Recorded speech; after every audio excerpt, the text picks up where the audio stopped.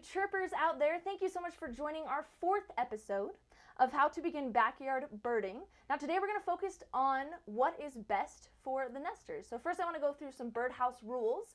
You are part of our team, so feel free to ask any questions and make comments throughout our presentation because we are so excited and would love to hear from you.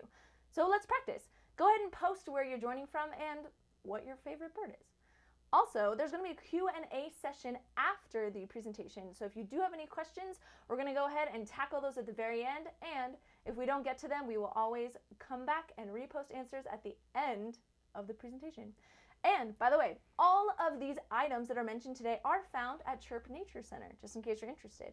And the best part is that by listening to this presentation and by taking a short quiz, you will be entered into a grand prize, which is going to be one of the items found in our tutorial today.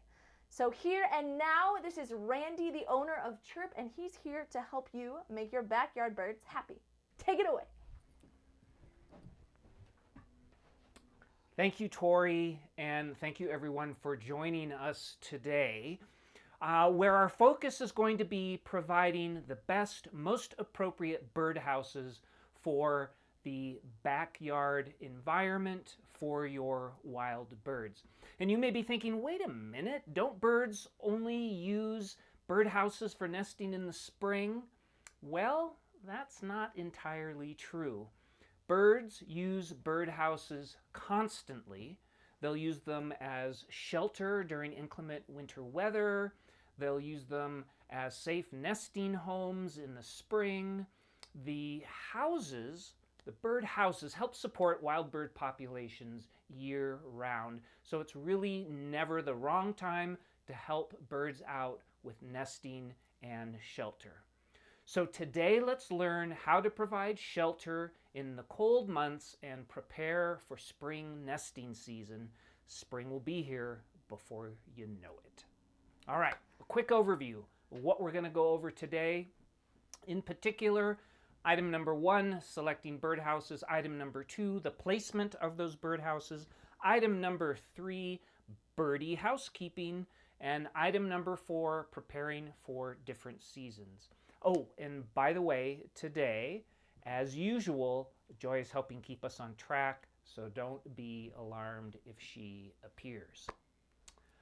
Okay, let's start off with a question for those of you chatting. Do any of you have birdhouses in your yard? Let us know in the chat. Step number 1, selecting birdhouses. Nesting boxes and birdhouses are synonymous. It's the same term. Nesting box means the same thing as a birdhouse.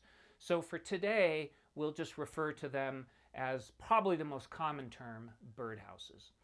Birdhouses are used by cavity nesters, and remember that cavity nesters are birds who make their nests inside tree trunks, rock crevices, chimneys, and birdhouses.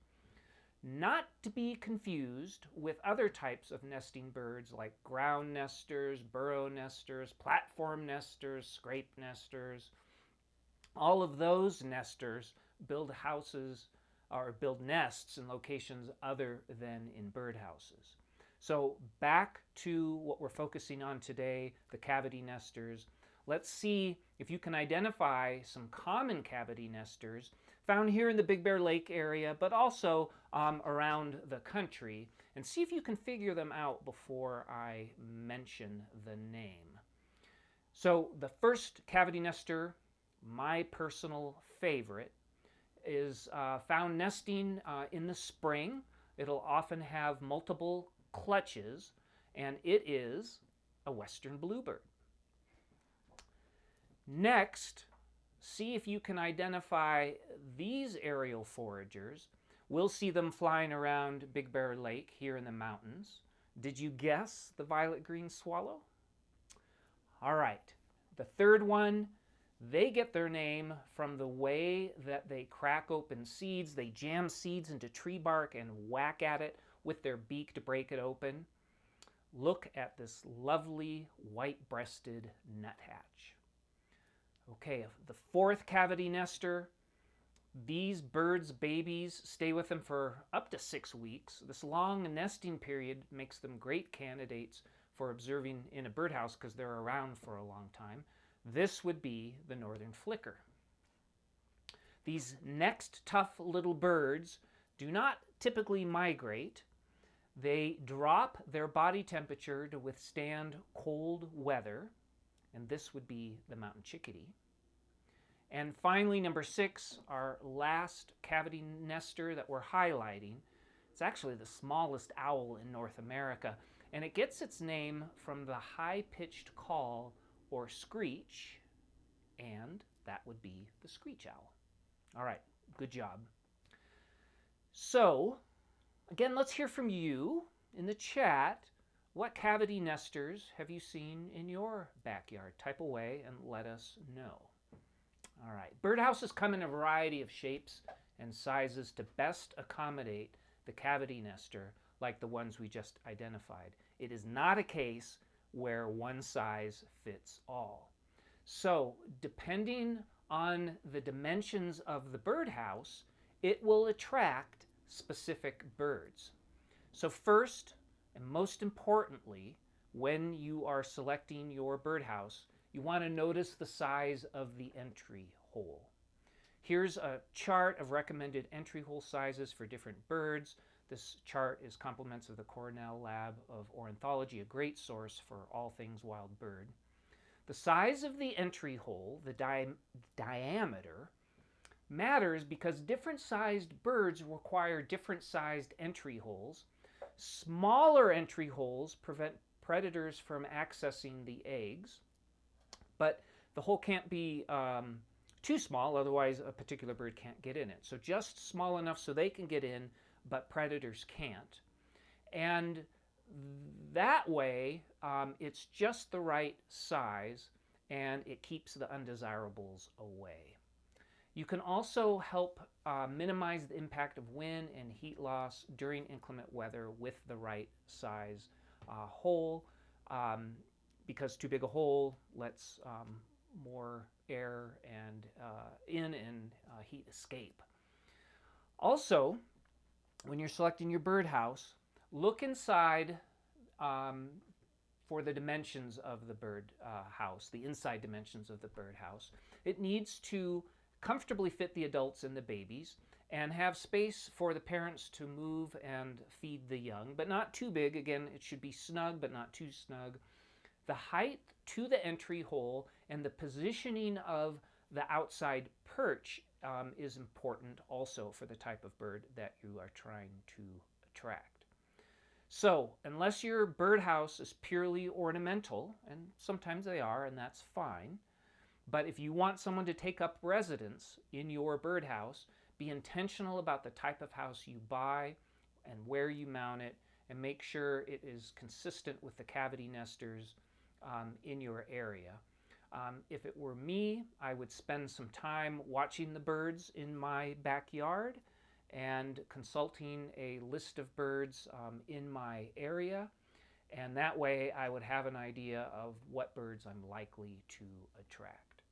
At Chirp, we actually have a checklist that helps you identify local birds, and you can also use a program or an app like eBird, which will help you identify and list birds that are common in your area.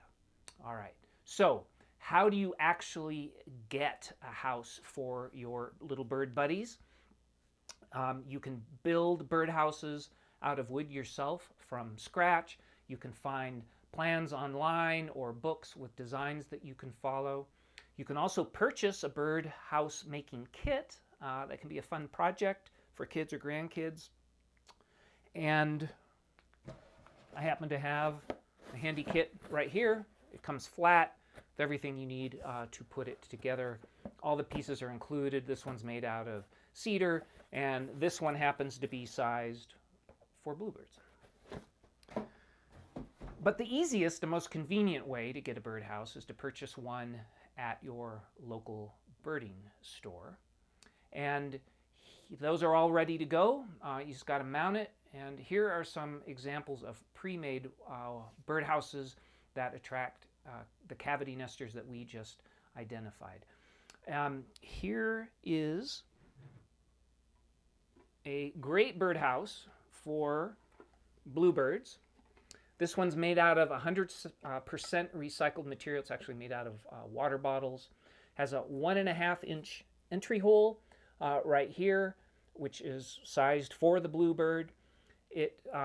Because it's made out of plastic, it doesn't crack, split, fade, or peel.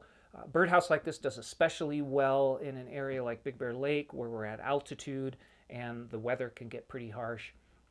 The overhang protects the entrance from the elements, and this one has a cool feature where it has 2 side doors that open up.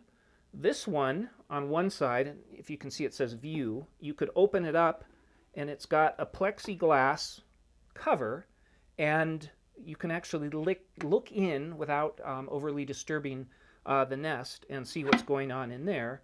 And then when it's time to clean the nest out,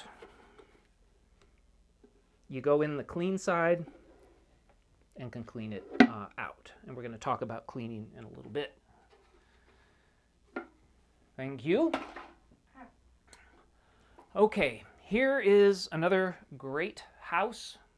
This one is a Country Squire A-frame. That sounds very appealing. I'd like to live in here. I'd love to live in a Country Squire A-frame. This one's made out of cedar. It's made in Michigan. The cedar makes it especially durable for wood. It has a front gate that you can open up for easy cleaning. And this one is perfectly sized for wrens and chickadees. This next one is made for those bigger cavity nesters.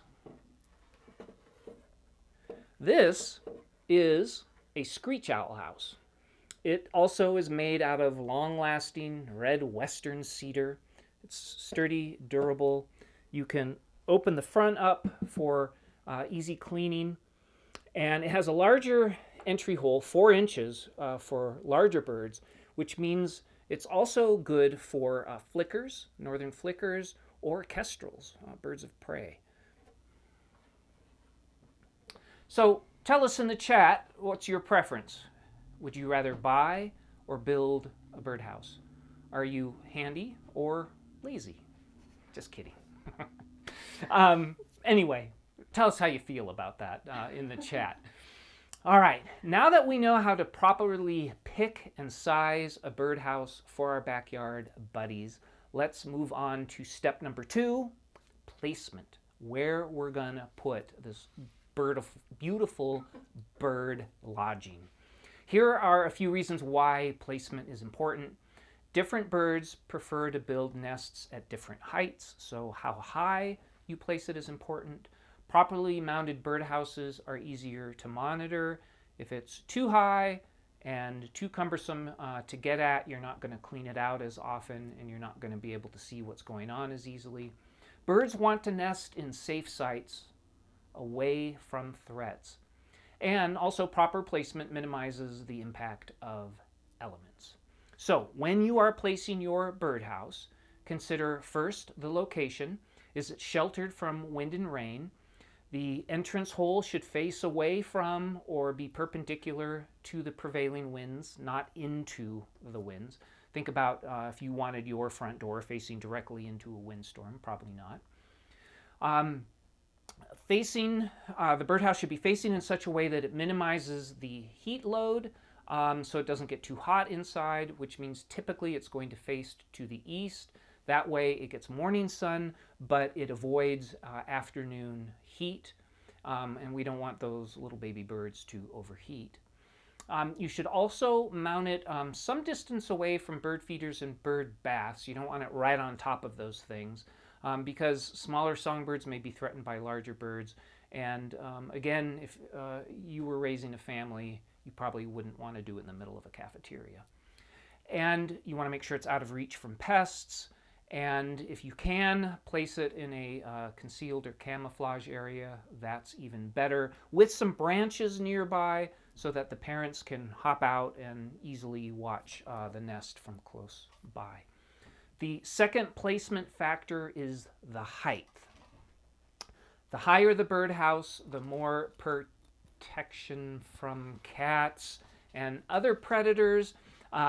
Different birds prefer different heights, but as a general rule, make sure that the birdhouse is at least 5 feet above the ground. And then the last placement consideration is mounting, how you should mount the birdhouse. One option is you can mount it on a pole. Here I have a pole mount. Pole goes in here, and then you would attach your birdhouse to the top.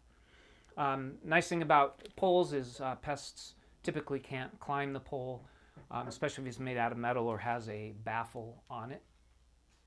You can attach it to a tree or the side of a house or a shed.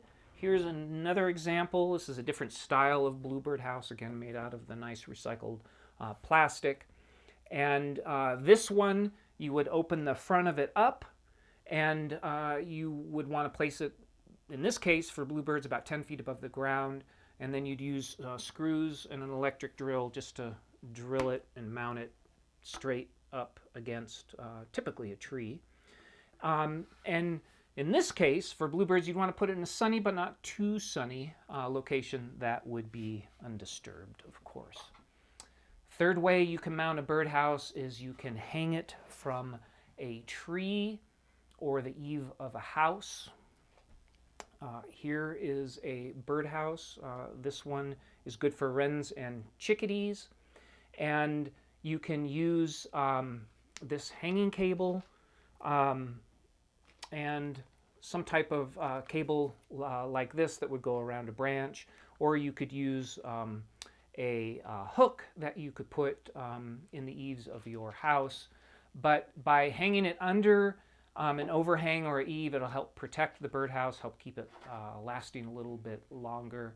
And if you have a spot that's difficult to reach, one little trick is you can use a broom handle hook like this. And if Joy were a broom handle, it would go up inside, and then you can put it way up high. At my house, since I have a 2-story portion, I use a long painter's pole to accomplish the same thing. A fourth way you can mount it is by securing it to a window. Here is a plastic peekaboo house, very inexpensive. Makes it easy. There's suction cups here that you would mount up against the glass. And when you use a bird feeder like this that you're going to mount up against a window, you want to place it on the outside of a quiet room, and you want to avoid shining any light inside or tapping on the glass or doing anything to disturb it. But assuming you're quiet and the birds take up residence, you have a really nice view, and you can watch nature unfold as they nest inside. Okay, so far we know how to pick the house, we know where to put it. So let's move on to the next step, step number 3, birdie housekeeping. No one likes a messy nest, so let's go through some housekeeping how-tos. In the chat, post us what you think. How often is it a good idea to clean out a birdhouse? As often as a teenager cleans out his room? Perhaps a little more frequently? It is best to clean out and refurbish a birdhouse once breeding season is over, which, depending on the bird, because they may have multiple clutches, or depending on where you're located, that typically could be mid-August, maybe late summer. And then again before nesting season begins, because maybe someone spent the winter in there and made a bit of a mess and you want to clean it out for spring nesting season, or maybe another pair of birds snuck in afterwards after you thought they were done using it for the season and raised another clutch of chicks. So once breeding season is over, when you think it is over, and then again before nesting season begins. And that would typically be a week or two before the first birds arrive, typically in March. Again, this is going to vary a bit depending on where you are in the country. Look for easy to clean feeders. Easy to clean feeders will have a removable panel on the top, and you can easily access the inside. I showed you some examples of other ones that have doors that make it easy to clean out. And it's really, though, about easy access. So when you clean your birdhouse, at the very least, you want to remove old nesting materials. And if you want to be more thorough, or if there is significant buildup, like they had a food fight or something inside their little house, scrub the house with a natural cleaning solution. I use water, dish soap, and vinegar. The vinegar is a natural disinfectant, and the soap just helps loosen the gunk, and there's no nasty chemicals in that mixture. And then I rinse it well and leave it open to dry out completely. When cleaning, though, be sure to avoid harsh chemicals like bleach. We don't want those harsh chemicals.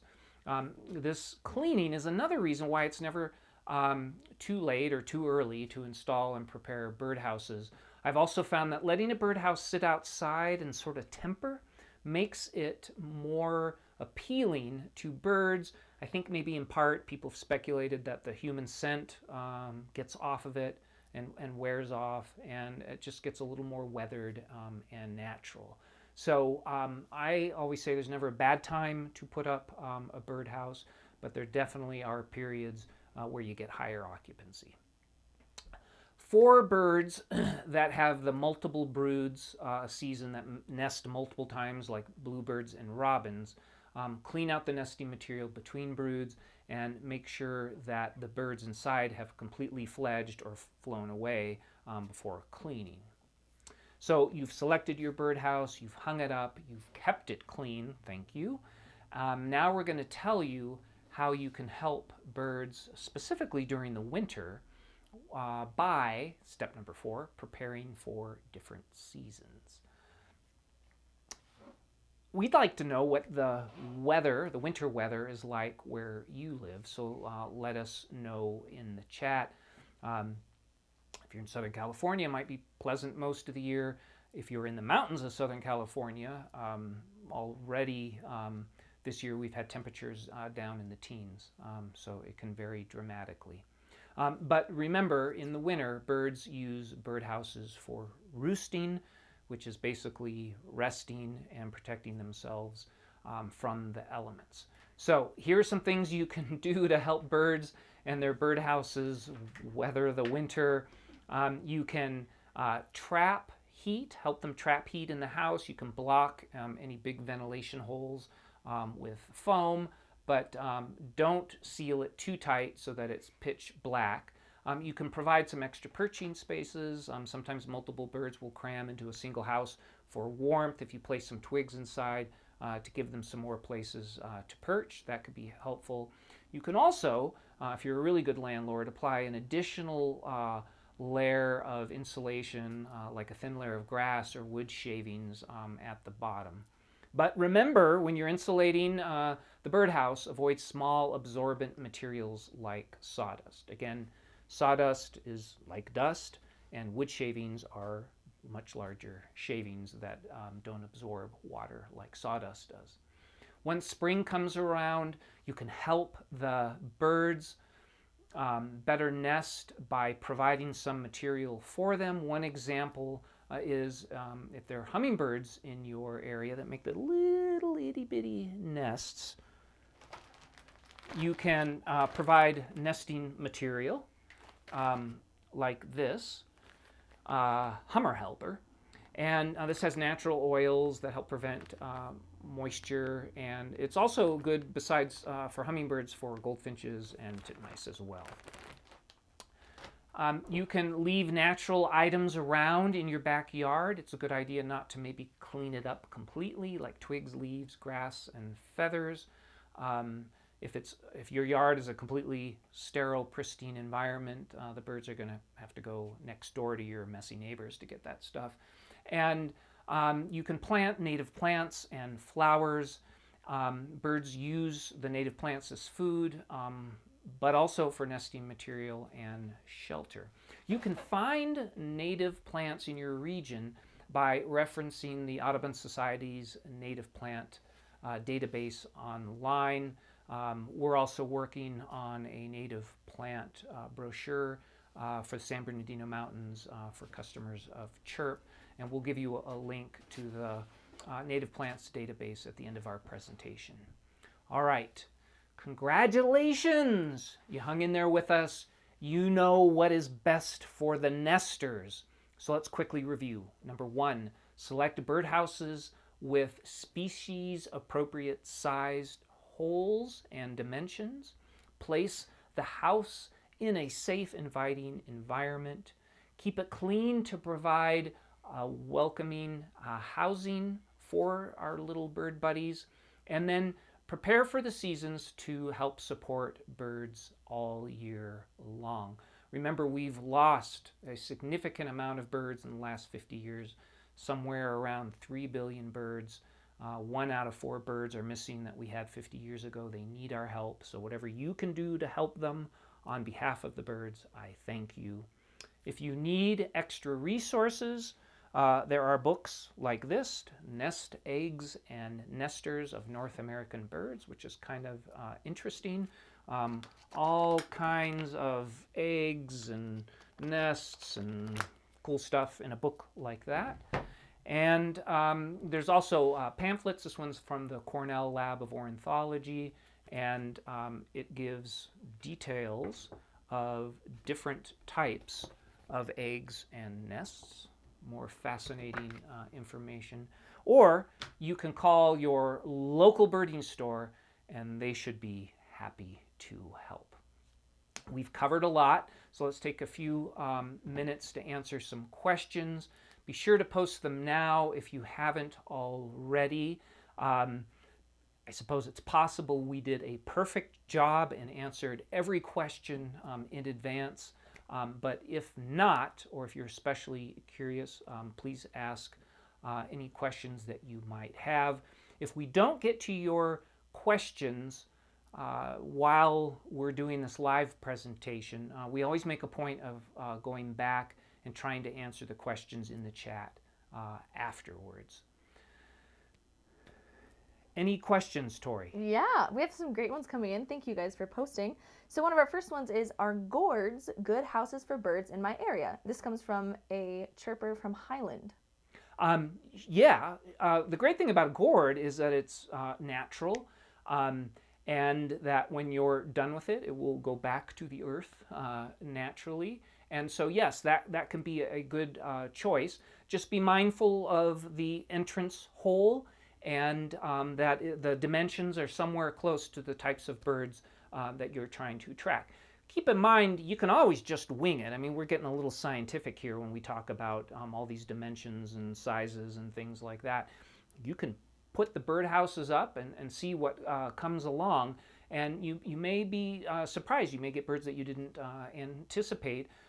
We get cases all the time where birds nest where you didn't expect or intend them to. A neighbor of mine had a nest from a Steller's jay on top of their ladder that was just leaning up against the side of the house. So you never know. So yeah, thumbs up on the gourds. Another question is from Linda. She says, does the kit, I'm assuming the Bluebird kit that you referenced, have the handy cleanup features?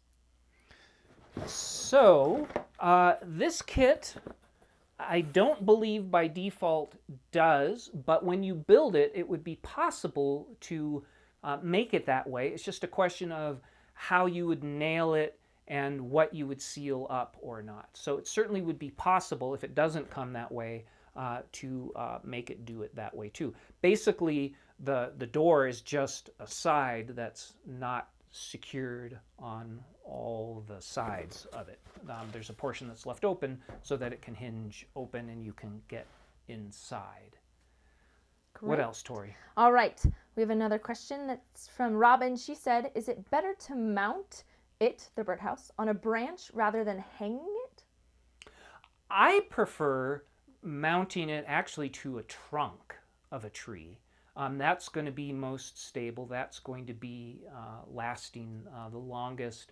Also, you get some protection from the backside of the tree that it's on. It also makes it easier to check it. Assuming you have it at any significant height and you need a ladder, you can lean the ladder up against a tree. So I'm a fan of mounting it to tree trunks, but you can hang it from branches, and like we said, you can also mount it on the side of your house. That's another thing to keep in mind is, especially up here in the San Bernardino National Forest, we get lots of customers who come in, and rightfully so, they complain about birds, specifically cavity nesters like northern flickers and woodpeckers, pecking away at the side of their house. And one alternative that we've had really good luck is you can do things to discourage them and to try and drive them away. But an alternative is to provide a solution with what they're trying to do consistent with their behavior. So one strategy is, if you have woodpeckers, flickers, any kinds of cavity nesters pecking away at the side of your house, provide alternative housing for them, perhaps nearby your house, and that will help move them away. It's the positive reinforcement. Great. All right. Well, we have one question left. Thank you so much for those answers, Randy. This is coming from Gail. She says, what company offers the recycled material birdhouses, or where can you get them? Well, of course, the obvious place to get them is from Chirp Nature Center. We have them available online. We have them in our store. You can call us, come in, and we'll talk you through that and help you make a good choice for that. Yeah, the recycled plastic ones are my favorite. We've had really good luck with them. They last a good long time, and frankly, you can feel good that you've taken some number of dozens of water bottles out of the waste stream and turned it into lovely bird housing. Perfect. So give us a call or go online or come on in if we can help you out with that. All right. All right. We have one final question that just came in from Linda. She says, we have birds trying to nest under the high areas of the eaves of our cabin. Should we place a house up there? Well, if you don't want them nesting there, then yes, I would recommend you provide the alternative housing. The question is, where do you put it? I would probably move it a bit away from there, because if you put the housing right where they're doing the housing that you want to discourage, it may or may not discourage them. Ultimately, though, experiment. Try it out and see what happens. If it were me, I would put it, again, on my preferred spot, a tree trunk at the proper height, somewhere nearby. Keep in mind, too, it may take a little while for them to find the housing. I put up birdhouses once. I put up like 3 in one season, and it took a good year for them to actually find it.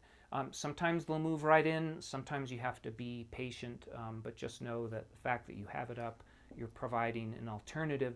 It's important too, the housing is really important because there's just simply fewer trees around, and as we move into more remote areas across this country, typically we cut down dead trees, and dead trees are where these cavity nesters most prefer to nest.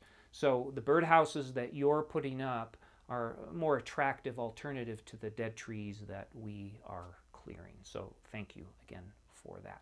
So these were all great questions.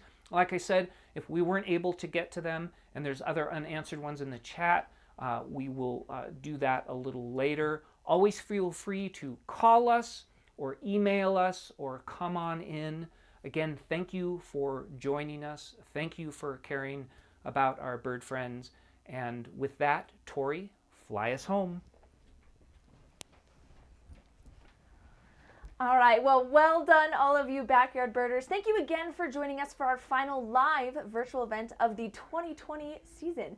And all events are available on Chirp's YouTube channel, so that's 6 months and almost 20 videos that you have access to, all from bird walks to bird talks and birding how-tos. We also may sneak in 2 more how-to videos this season, so be sure to join our Facebook group and other social media sources like Instagram and YouTube to be informed when those videos are up. You can also subscribe to our newsletter to get information when we start our live virtual events in spring. And you can come hang out with us at Chirp anytime. As Randy mentioned, we are located in the Big Bear Lake Village. And for all things Chirp, including our events, you can go to chirpforbirds.com. Okay, so now it is time to test your knowledge. And I want you to go to chirpforbirds.com/quiz, take a short 2-minute quiz, and be entered to win a grand prize. So here it is, super simple. chirpforbirds.com/quiz. Yeah, that's how you get there. We're also going to post the direct link to the quiz in the chat so you can access it either of those ways. And are you ready? The grand prize is this beautiful Screech Owl house that was shown today. It also houses flickers and kestrels. Thank you, Joy, so much. So by taking this quick quiz, you will be entered into a drawing to win that prize. And for all of you that take out the quiz, as a little thank you from Chirp Nature Center to you, we're going to send you via mail this beautiful little Winter is for the Birds sticker, because we want to remind you that birds need support all year round. Okay, so the link is going to be in the chat. We also are going to include some other links, including how to find those natural plants, as well as our wild bird checklist. So all this is for you to enjoy. Thank you again for joining us. Be sure to take that quiz, and we hope to see you very soon.